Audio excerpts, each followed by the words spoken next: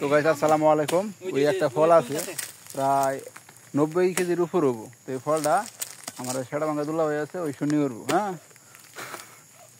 দেখুন ওই কে করে শূন্য করে আর কি ফল জাগাবো। ওই ওই ওই রংপুরের মফেস, রংপুরের মফেস এলে ফল এই এমনি যেমনে তুলো যদি লোডিংটা যদি এনে ঠিক মতো না আটকে যাবো গা থোতা মতো সব ভাঙ্গে ওই হইলো অগবার হইলো রংপুর, অংপুর, অংপুরের মুভিস। হ্যাঁ মুভিস করলে আবার খারাপ বিষয় না, এটা হলো একটা ভালো নাম। তো রংপুরের মুভিসেরা পারে, আমরাও পারি। এটা ফল খোলা কোনো বামাদের খেল, এটা কোনো বিষয়ই না। খালি আমি তুলবো না আমি, কারণ একটু পরে ফল কাটানো লাগবো আমার। এটা তুলে কাম নষ্ট করে লাভ আছে? এটাই যে আমার দেশি বামা দিয়ে তোলা হবো, না হয় কটা আঙ্গুল দিলে যথেষ্ট।